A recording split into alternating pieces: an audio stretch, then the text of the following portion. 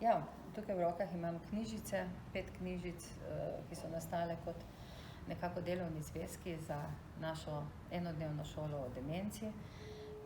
Pripravili smo jo za naše svojce, naše bolnike na podlagi izkušenj skupine za samopomoč, kjer smo se na teh skupinah velikokrat pogovarjali s svojci, kaj narediti, kako narediti, pa poskusi, pa si probal, pa nisi probal, pa je šlo, pa ne gre. In potem sem enkrat nekako predlagala, sem rekla, poglejte, a ne bi najboljše, da se mi en dan dobimo, pa da vidimo, pa da probamo. No in tukaj je nastala naša enodnevna šola, kjer smo ob pomoči terapevtov, ki delajo v domovih, ki delajo drugje, smo sestavili program.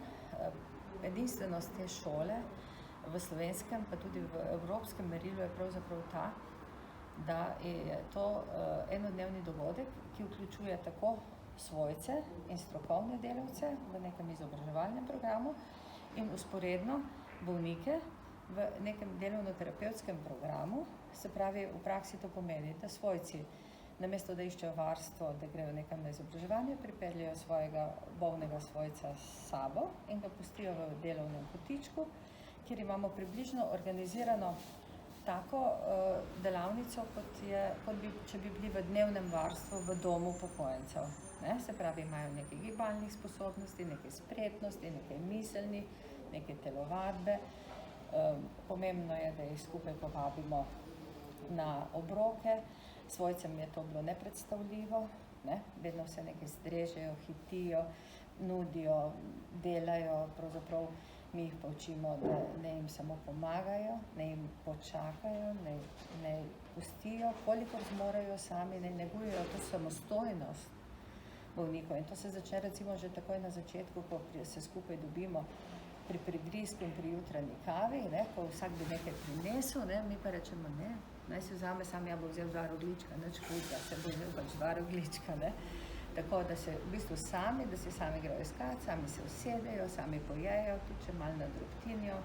No, dokazali smo jim pri sodelovanju na teh šolah, da grejo lahko v restauracijo, kar je bilo tudi nepredstavljivo, Ti svojci nikamor ne peljejo več teh bolnikov, kar je pravzaprav grozno, zato ker ne vzamejo njih s sabo, tudi sami ostajajo doma. In smo jih učili, da ne grejo čim več ven, se pravi v neko kavarno.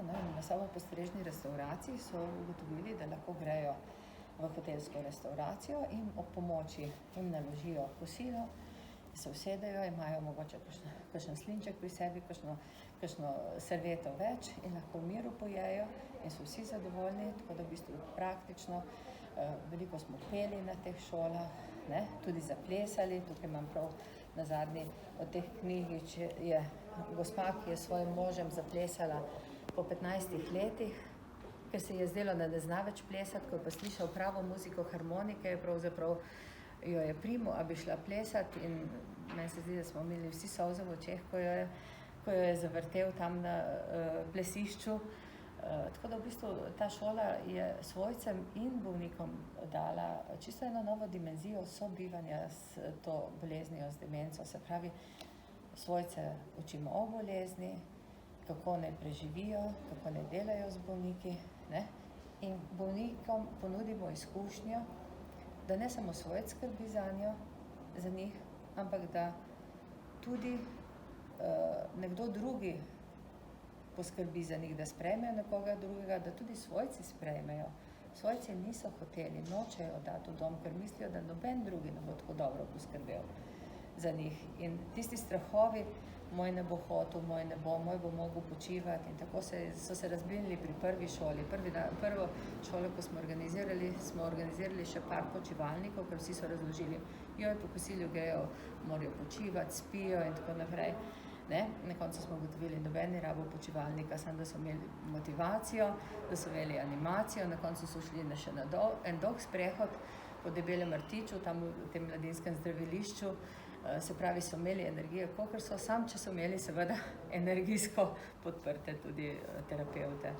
In svojci so to zelo, zelo lepo sprejeli, seveda ne moreš tako intenzivno vsak dan živeti doma, zato smo jim pripravili tudi te knjižice, da si lahko takrat, ko ne vejo, kaj bi, malo pogledajo. Predvsem za promocijo komunikacije so namenjene, se pravi, da poiščejo, recimo, da pogledajo, ali mož mogoče le še zna narediti kravato. Včasih so vsi možje nosili kravato in vsi so jo znali zavezati. Ne? Pa se pravi, da preverimo, ali imajo še te spretnosti, pa da si naredijo še iz kakšnega časopisnega papirja, kakšno kapo za na glavo, ne, za pleskati, ali pa krepimo to zgodbo, kdo sem jaz, da se pogovarjajo, da napišejo, da ostane nekaj tudi otrokom. Predvsem, da se lahko pogovarjajo med sabo in povežejo celo generacijo v družini, se pravi z vnuki, z otrocmi. No, tako da v bistvu to je nekako namenjeno svojcem, da za dolge dneve, ko mogoče daš, da vzamejo v roke in dobijo kakšno idejo, kaj naj počnejo z njimi, da je obojim svet lepši in bolj prijazen.